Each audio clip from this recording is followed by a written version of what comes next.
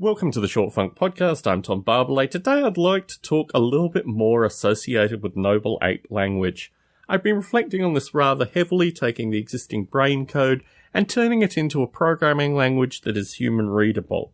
Something which I toyed with but didn't ever say explicitly is that the narrative engine of Noble Ape, the way that the apes put sentences together associated with the things that they've done and seen and the apes that they've interacted with, I think this is probably the best example of a narrative programming language that would actually be quite useful for both capturing information and also providing a human-readable script in order to see not only the building of this intelligence, but also the notion of intelligence as narrative, which I think is a very powerful form which would be relatively easy to explore through a simulation like Noble Ape.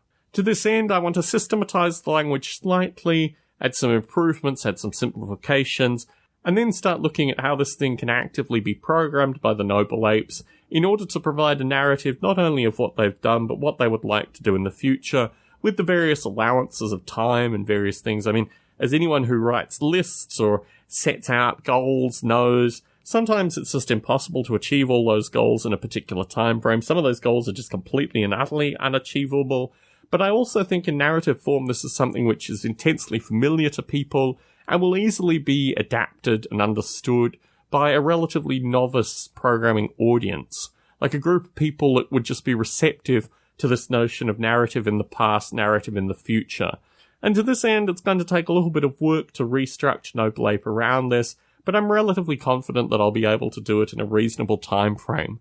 See my general discussion associated with music as a means of leaving the community. I also feel that the notion of this programming narrative is something else that could take me out of the community, and focusing my energy on something that adds so much to my life in such a primary fashion as working on the Noble Ape simulation.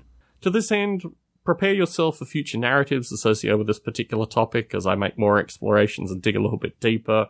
But this is something that I wanted to put out in a Short Funk recording, at least as a means of drawing a line in the sand and saying, this is the way I see narrative going forward, this is the way I see the brain code going forward, rather than being a, mathematical operator-based system.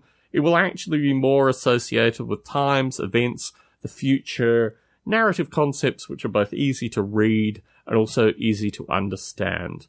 I don't necessarily know whether this is a particularly profound idea, but it certainly will make interesting programming. So stay tuned for more narrative associated with this. Slightly tongue-in-cheek, actually, it's a bit of a pun, but I'll move on from that.